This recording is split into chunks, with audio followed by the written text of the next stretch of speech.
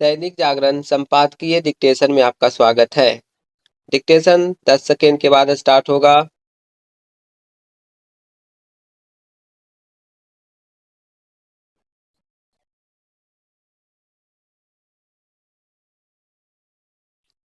Start.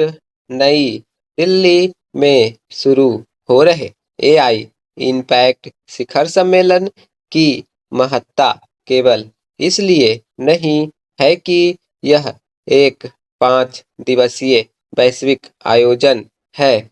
इसका महत्व इसलिए भी है क्योंकि इसमें 15 से अधिक देशों के शासनाध्यक्षों के साथ 50 से ज्यादा देशों के प्रतिनिधिमंडल हिस्सा ले रहे हैं।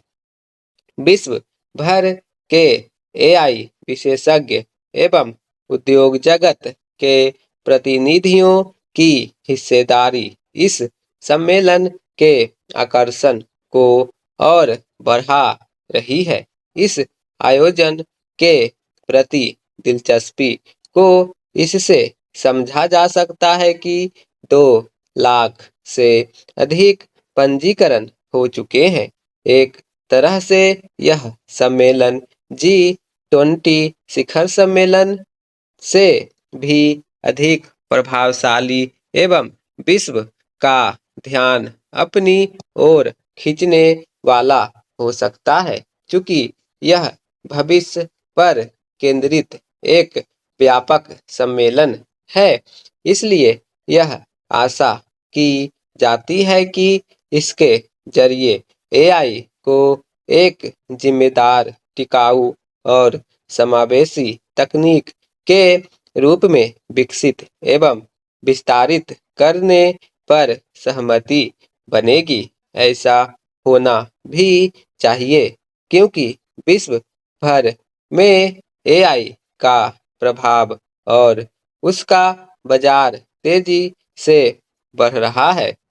जीवन के हर क्षेत्र में एआई का प्रभाव बढ़ता हुआ दिख रहा है। यह सर्वथा उचित है कि इस सम्मेलन में एआई की चुनौतियों से निपटने पर भी विचार विमर्श होगा, लेकिन बात तब बनेगी जब उससे निपटने के किसी प्रभावी तंत्र पर सहमति भी बनेगी।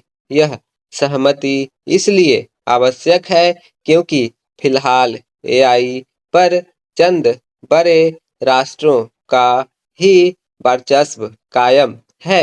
यदि इस तकनीक का प्रसार अविकसित एवं निर्धन देशों तक नहीं पहुंचता तो इससे दुनिया में विषमता और अधिक बढ़ेगी ही।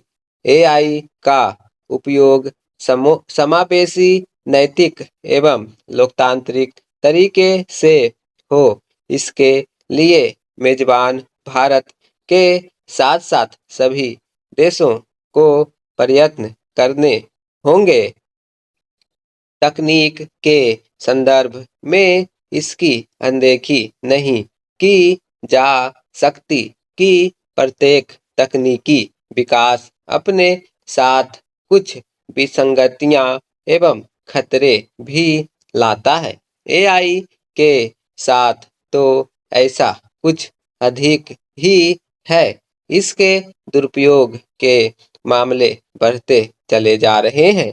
निस्संदेह एआई विभिन्न क्षेत्रों में उपयोगी साबित हो रही है, लेकिन उसका दुरुपयोग जिस तरह बढ़ बढ़ रहा है, उससे उपयोगकर्ताओं के बीच उसके प्रति विश्वसनीयता और भरोसे का संकट पैदा हो रहा है। यह आवश्यक ही नहीं, अनिवार्य है कि एआई का दुरुपयोग रोकने की जिम्मेदारी संबंधित कंपनियों पर डाली जाए और इसके लिए उन्हें जवाबदेह भी बनाया जाए।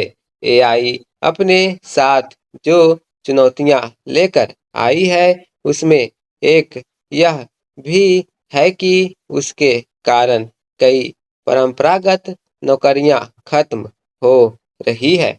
निसंदेह यह तकनीक परंपरागत नौकरियों को खत्म करने के साथ नई नौकरियां का सृजन भी कर रही है।